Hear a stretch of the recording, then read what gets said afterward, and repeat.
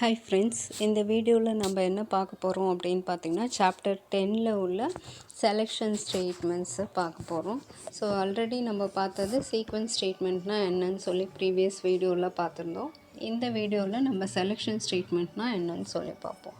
So condition கொடுத்துருப்பாங்க, என்ட்ரிக்கு கீழே பாருங்கள் கண்டிஷன்லேருந்து ட்ரூவாக இருந்துச்சு, நம்ம கொடுக்குற கண்டிஷன் ட்ரூவாக இருந்துச்சு அப்படின்னு சொன்னால் ஒரு சில செட் ஆஃப் ஸ்டேட்மெண்ட்ஸும், ஃபால்ஸாக இருந்துச்சுன்னா ஒரு சில செட் ஆஃப் ஸ்டேட்மெண்ட்ஸும் எக்ஸிக்யூட் பண்ணுறோம். ஸோ அதை எக்ஸிக்யூட் பண்ணி முடித்த உடனே என்ன பண்ணுறோன்னு பார்த்திங்கன்னா இந்த பிளாக்கை விட்டு வெளியே வரும், எக்ஸிட். அதுக்கு தான் கொடுத்துருக்காங்க இங்கே.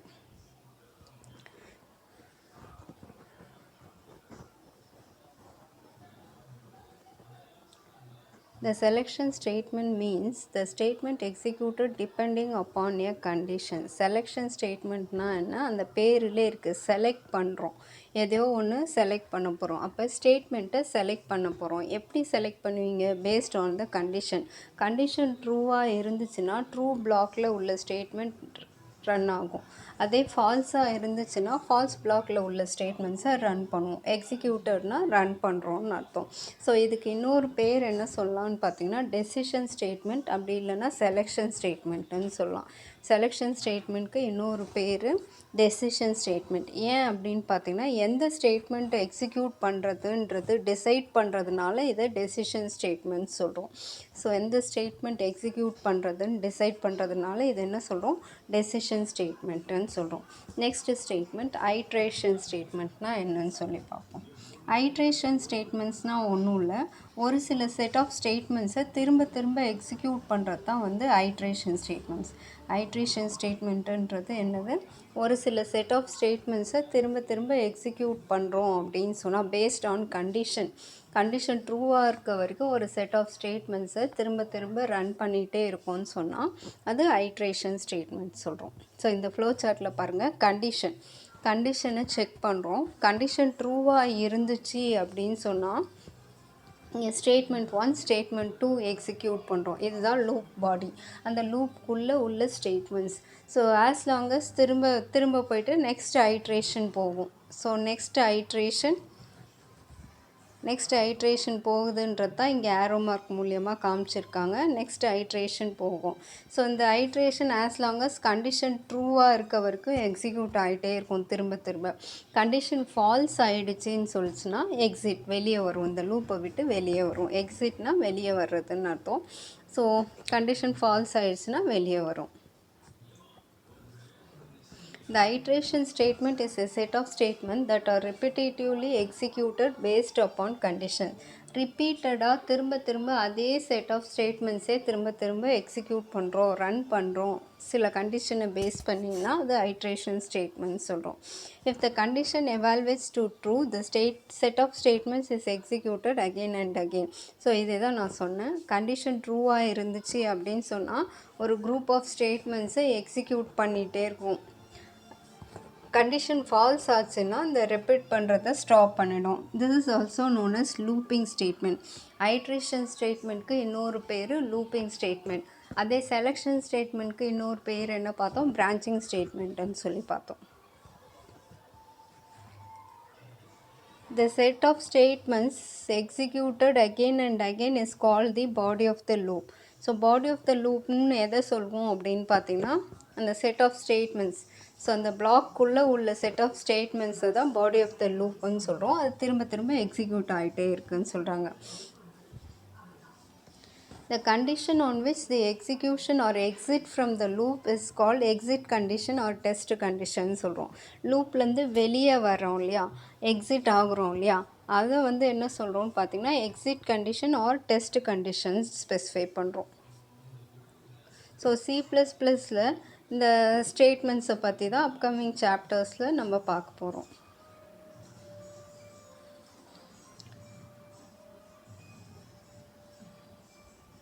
C++ல any non-zero is treated as true including negative numbers and zero is treated as false. So ட்ரூக்கு என்ன சொல்கிறாங்கன்னு பார்த்தீங்கன்னா ஜீரோ இல்லாமல் எந்த நம்பர் வேணால் ட்ரூ சொல்லலாம், இன்க்ளூடிங் நெகட்டிவ் நம்பர்ஸையும் சேர்த்து. அதே வந்து ஜீரோ இருந்ததுன்னா அது ஃபால்ஸுன்னு சொல்கிறாங்க. Selection statements and iteration statements are executed depending upon the conditional expression. So இந்த செலெக்ஷன் ஸ்டேட்மெண்ட்டும் ஐட்ரேஷன் ஸ்டேட்மெண்ட்ஸும் எதை பேஸ் பண்ணி எக்ஸிக்யூட் ஆகும்னு பார்த்திங்கன்னா கண்டிஷன் நம்ம கொடுக்குற கண்டிஷனை பொறுத்து தான் எக்ஸிக்யூட் ஆகுதுன்னு சொல்கிறாங்க. இந்த கண்டிஷன் எக்ஸ்ப்ரெஷன் எப்படி இருக்கலாம்னு பார்த்திங்கன்னா ட்ரூ இல்லை ஃபால்ஸ் பூலியன் வேல்யூ தான் அதுலேருந்து ரிட்டர்ன் பண்ணணும்னு சொல்கிறாங்க. ஸோ நெக்ஸ்ட் என்ன பார்க்க போகிறோம்னு பார்த்திங்கன்னா செலெக்ஷன் ஸ்டேட்மெண்ட்னால் என்னன்னு சொல்லி பார்க்க போகிறோம். In a program, a decision causes one time jump to different part of a program. Decisions in C++ are made in several ways. Most importantly, with if-else statement. என்ன statement இதுக்கு யூஸ் பண்ணுறோம் அந்த selection ஸ்டேட்மெண்ட்க்குன்னு பார்த்தீங்கன்னா if-else statements use பண்ணுறோம். So இது வந்து 2 alternatives இடையில் decide பண்ணுறதுக்காக யூஸ் பண்ணுறோம். டெசிஷன் ஸ்டேட்மெண்ட் ஸ்விட்ச் யூஸ் பண்ணலாம், if-else யூஸ் பண்ணலாம், அப்படி இல்லைனா ஸ்விட்ச் ஸ்டேட்மெண்ட் நம்ம யூஸ் பண்ணலாம்.